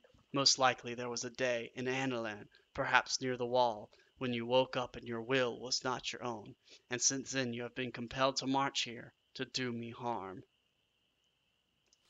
I do not understand. I think perhaps you do. Consider this. Do you even know what this crown looks like? This object that you have traveled so far, so single-mindedly to find? It might have been lying on a table in the first village you passed through and you would not have known. Am I correct? It is the crown of kings. It is. But do you know what it looks like? And does it not seem strange you were not told? He shakes his head. My good man, you have seen the crown already. You have stood in its presence, but you do not remember. Perhaps you think it was just a dream, such is its power. But what else? But, okay, Train, come on now. This is like interrupting the epic moment here. Alright, okay, well, we'll wait. I'll wait. Yep, yep. Hope, yeah, all that emotional build-up, hope that's still there. Everybody still good? Okay. Alright. Jeez. Man, what like that's the worst time the train could have come. I was like really getting into the story there. This is like a would you kindly plot twist. Alright. It is, but do you know what it looks like? And does it not seem strange you were not told? He shakes his head. My good man, you have seen the crown already. You have stood in its presence, but you do not remember. Perhaps you think it was just a dream, such is its power. But what else but the crown could have sent you on such a journey at such terrible cost? I have never seen it, the Archmage voice softened. Another question then. You introduced yourself as the Analander, correct? Correct. He smiles. My friend, are you truly so far gone that you do not even know your own name? His words echo around the tiny room. Paper charts flutter. Your memories of Analant, the king, and a childhood in Chawberry Wood all seem suddenly distant, like vague mentions, half-remembered overheard stories, mere snippets. If the crown is so powerful, how could my birdman have stolen it from your king? Continues the Archmage, gently now. Think, Analander, think for yourself just once before you strike me down. You strain your mind, trying to remember, waking in the hunt in the northern settlement, sword ready, dreaming of the crown. Where were you before that moment? How did you come to be on this quest for which you have given so much?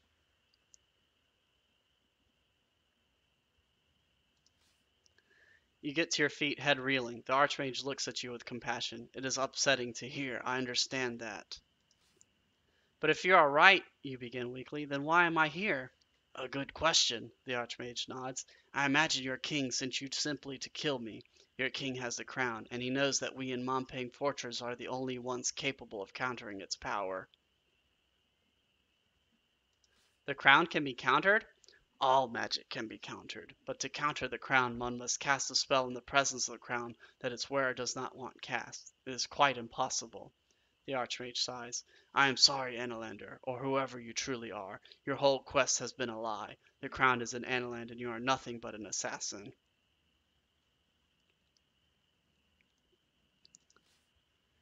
Does this man tell the truth? How can you tell? But you look upwards, hoping into the grill in the corner of the eye. But there's nothing. You are quite alone. We will find you a chamber here in the tower, away from the hustle and bustle below, the Archmage continues.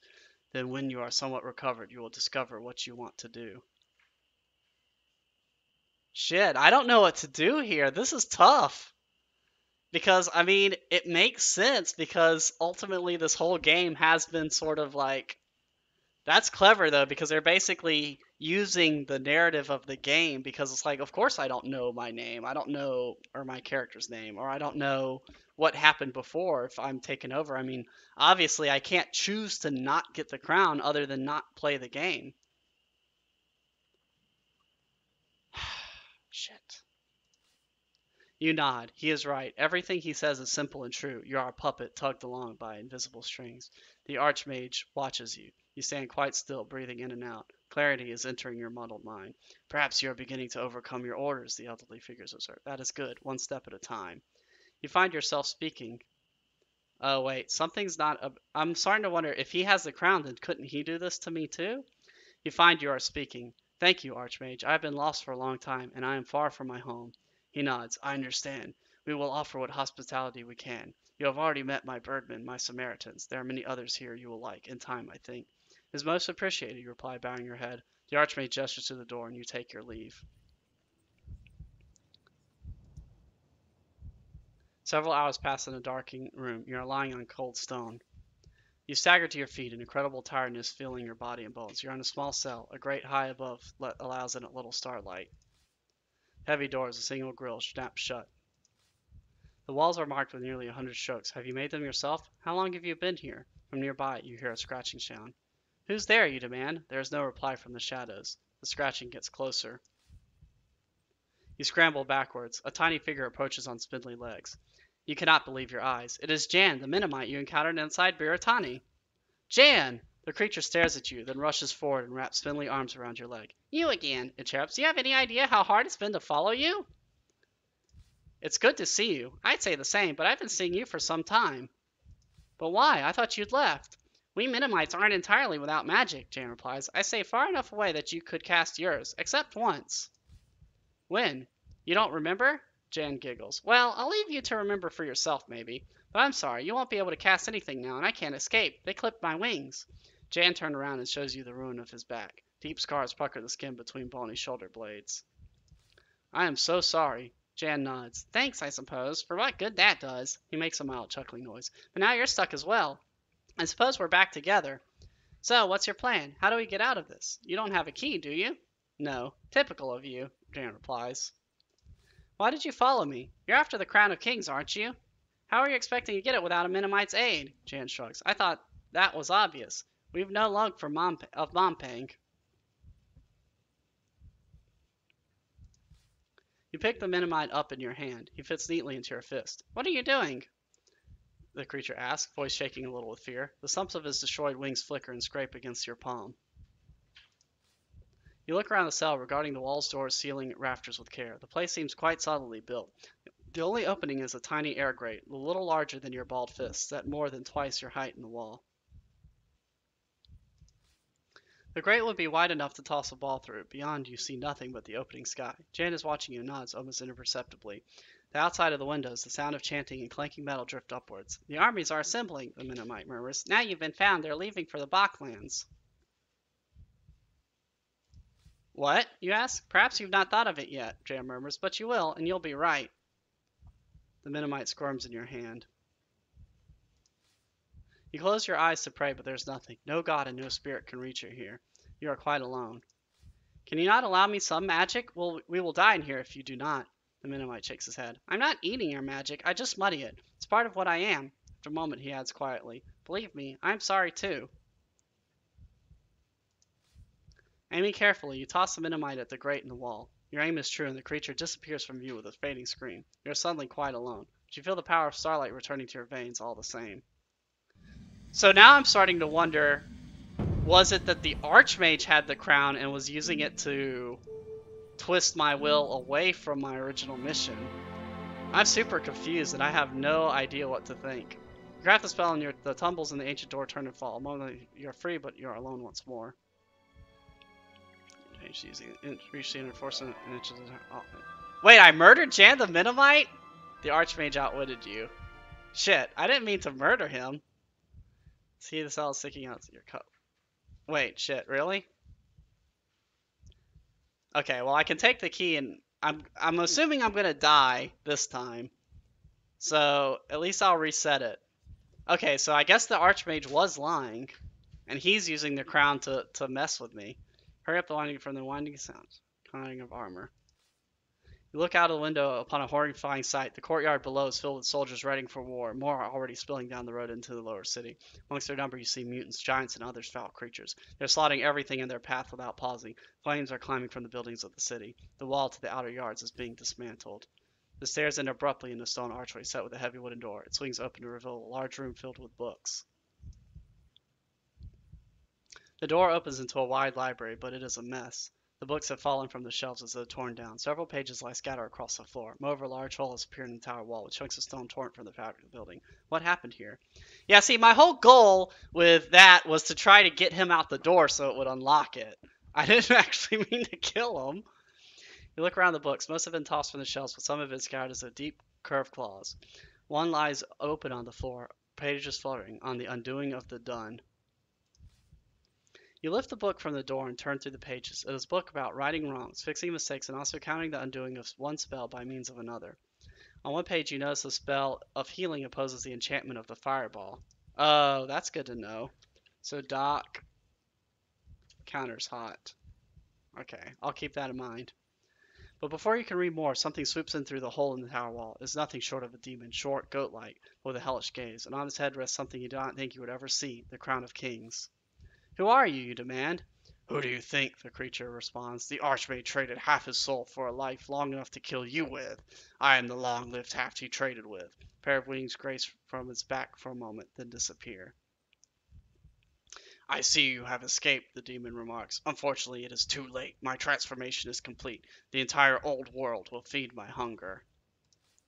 You open your arms to cast a spell, but the demon shakes his head.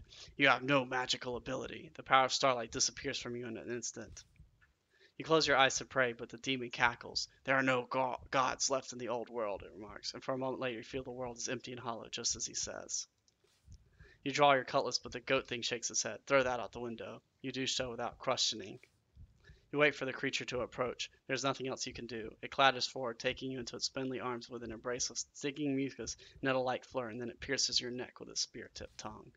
Eaten by the Archmage goat. But even now, here, crushed between the teeth of what the Archmage has become, all is not lost. You feel the curse of Throbbin tearing you upwards and into the stars.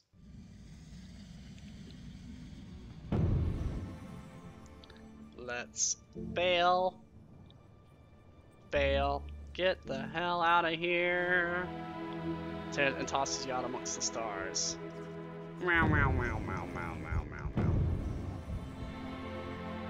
Archmage army is gone. The Sorcerer's Dark stands firm once more. You have another chance, but how can you possibly overcome the Archmage? He knew you were coming. He was waiting for you. How can you possibly hope to defeat the terrible power of the crown? There must be another way to reach him, a quieter way, a way to steal inside the tower with the Archmage's knowledge.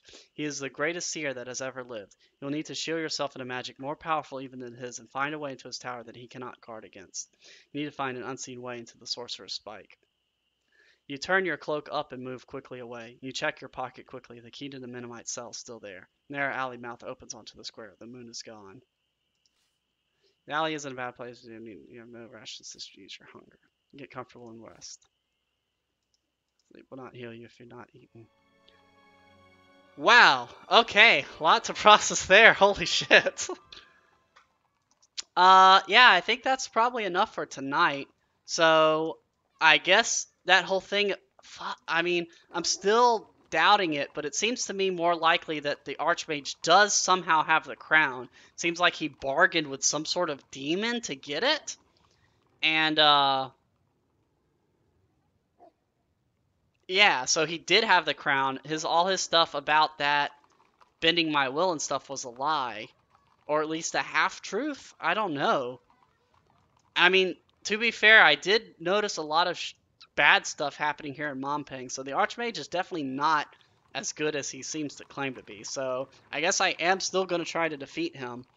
And at least now that I came back, freaking Jan is alive, so that's good. So my goal is, I guess, I need to get up there. I guess going with the Birdman was not a good idea because that made him aware of my presence, it sounds like, and he was able to use the crown against me. So I need to get into the tower. I mean, honestly, maybe Jan can counter the crown is basically my thought. If he can counter all my magic, if I can free Jan before meeting the Archmage, maybe that will protect me from the crown's magic. Wow, okay, well that was definitely crazy. Got real crazy there. So definitely gonna need a week to break. And I still have all my counter spells memorized, so that's good to know. Although, do I have a lot of the items? I may have to go search for items here. I don't know, we'll see. I'm gonna try to rush the castle again next time and see if I can get inside. But if not, I may need to go back for some magic items. Because what was the third one? What was the... Let's see, clue. It's on a glyph. Alright, tower skeletons. So I need